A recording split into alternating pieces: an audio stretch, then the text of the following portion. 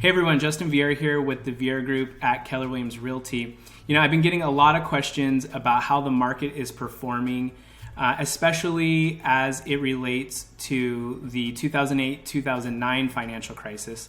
So I thought it would be really helpful to share with you 5 simple graphs to demonstrate how much more healthy today's real estate market is compared to that of 2008 and 2009. So let's take a look. One of the biggest differences for today's market compared to the past is how much tougher it is today to get a home loan.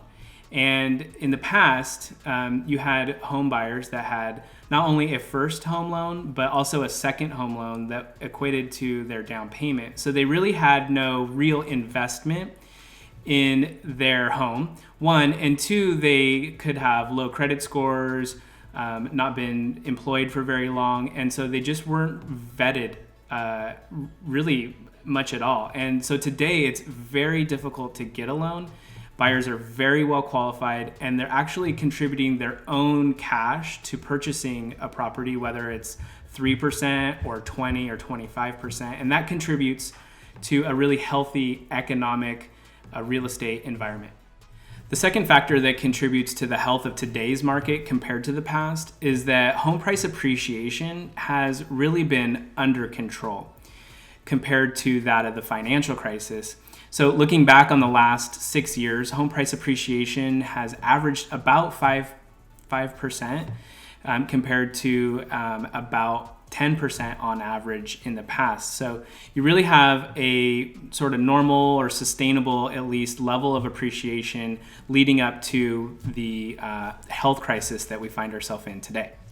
The next factor when comparing today's market versus the past economic crisis is inventory. And this may very well be one of the biggest factors that contributes to the strength of today's market. So in today's market, and in Sacramento specifically, you're close to just over 1 month of inventory supply compared to pre-crash or pre-bubble markets where you had 6, 7, 8, 9, 10 months of housing inventory. And one of the factors that relates to that, in addition to the points that we just reviewed, is that we just have not been building homes like we used to. And so because the market has been really tight, even if you see a drop in demand, it should keep prices relatively stable going forward. Another key difference in today's market is that homes are much more affordable than they were in the past. Not only are wages increased, but interest rates have decreased significantly. And this contributes to the overall affordability of homes for buyers to not only purchase, but to keep as their own.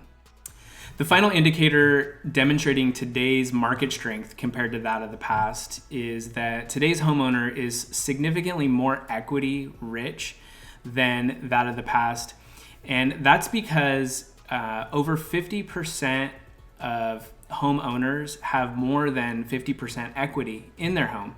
And that's really because refinances or even cash out refinances are significantly lower than they were in the past. And so that equity has remained in the property, and it provides a really stable foundation, as it were, for today's real estate market. The bottom line is that it really is too early to tell exactly what direction the real estate market will take in 2020. I think, though, that these 5 points demonstrate clearly that the market is significantly stronger than it was in the past. And that my commitment to you going forward is to constantly track and measure where this market is going and keep you up to date as best I can. Now, if you do have specific questions about the real estate market or about your specific circumstance, please feel free to reach out any way that's convenient to you. I'm Justin Vierra with the Vierra Group at Keller Williams Realty. Thank you for watching.